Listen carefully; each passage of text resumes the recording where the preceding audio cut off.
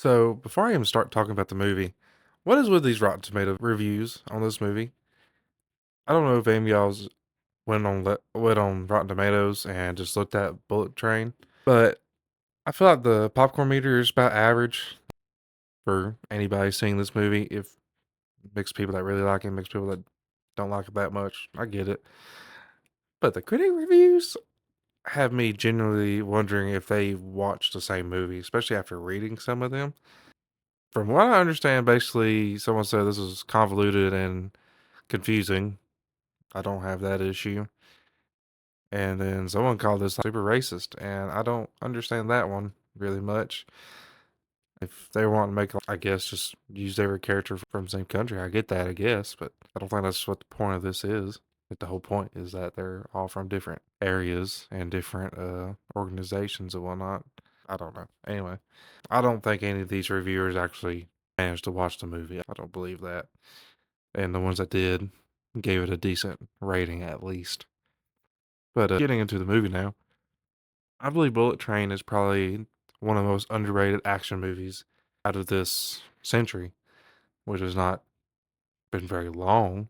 But to be fair, I don't think there's been many other action movies that I can say that about, honestly. All the John Wicks are pretty good for the most part, I reckon. I'm not seen Ballerina yet, so I can't say if it's underrated or not.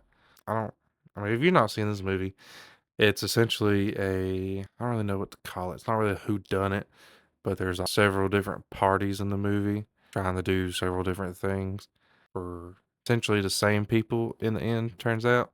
A lot of great characters. Lemon and Tangerine are great.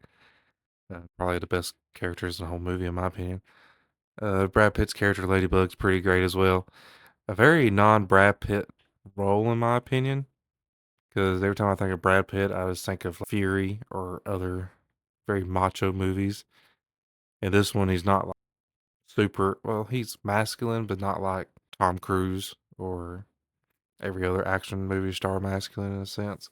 I can't tell you half the other actors' names. Bad Bunny's pretty good for what little screen time he's got. And I really think this is like the first time he was actually in an on screen role, from what I understand. Unless he was in something earlier I don't know about. But I think he does pretty well in this for what little bit he's in it. And I've heard he's done pretty good in comedy. It's essentially because he was in Happy Gilmore too, and I heard he was pretty funny in it as well. Besides that, there's a lot of great talent in this movie. Anyway, the Elder, I cannot think of his name, but I know him from several different projects and other properties. Hornet, she's in several things like Deadpool 2 and several other action movies. She's got another movie coming out soon. I can't think of the name of. It looked pretty interesting. It just seemed really different for Brad Pitt. And at first, when I did first see the trailers for this movie back in the day when it was coming out, I didn't think it was going to be any good. And then I finally watched it on Netflix, and it was pretty peak, not going to lie. I gave it 5 out of 5 on Letterboxd anyway. If you haven't figured out, it don't take a lot for me to give something 5 out of 5. If I really have a problem with it at all, it might get a 4.5, but that's got to be the actual problem in the movie for me to give it much anything lower than 4.5 or a 4. If it's got a 4, there's at least one big issue I have with it, and I just don't really have that in this movie at all. I don't understand where the whole convoluted and confusing story part comes from for some of these reviews. If you're paying attention, it's fairly easy to follow, but if you have the attention span of a 4-year-old that's had 22 hours of screen time every day, then I can understand how you can't pay attention. But that's not my fault. The dry humor in this is great. There's so many just moments where it's either Brad Pitt or Tangerine or Lemon, and their dry humor is just, I don't know, it's very funny.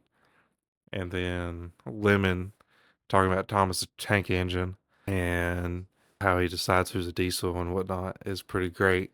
And there's a lot of little roles in this movie. Channing Tatum has a random cameo in this, and he's like literally barely in the movie, and it's the whole time he's on screen. It's great. It's just hilarious.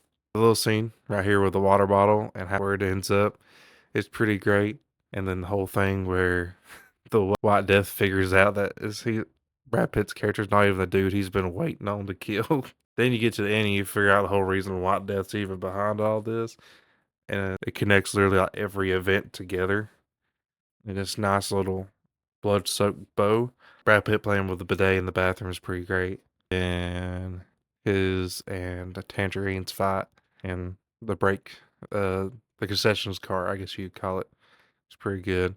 And I like how every time Ladybug, Brad Pitt's character, accidentally kills somebody or someone gets accidentally killed, he just sets them up to try to make it look like they're not dead the best he can, and it just never looks that great.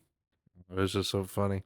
And then the end scene here when the train crashes and everything, I think that's a pretty good spectacle scene. CGI is not the greatest. Let's be honest. CGI is not good anymore. After the 2010s, it just ain't, unless you're a James Cameron movie. But there's some practical work. There's, your standard VFX makeup, stuff like that. And then the sword fights are pretty fun to watch. I just think it's a funny, very enjoyable action movie. Every time I watch it, I have a good time. Never bored watching this movie. I can't say that at all.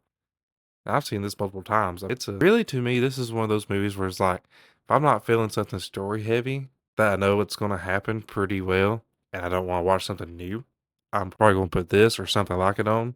It's usually either this or Fall Guy with Ryan Gosling and Emily Blunt is another good, just put a movie on the TV type of movie.